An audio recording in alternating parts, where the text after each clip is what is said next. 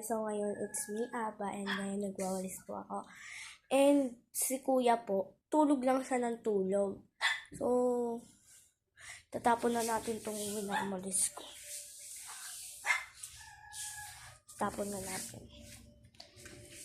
So, buksan ko lang yung tapunan namin ng mga ano dito.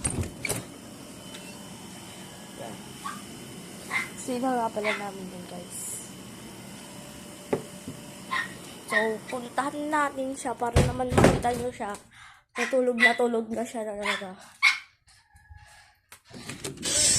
Tignan nyo, guys, nakakumot pa talaga, oh. Nakakumot pa, ang kapal ng mukha. Hoy, tulog ka ng tulog. Ayan, tutulog ka. Nakakumot ka pa. Ano ba yan? Sige, matulog ka lang pala dyan. Alam ko, pagod na pagod ka sa work mo.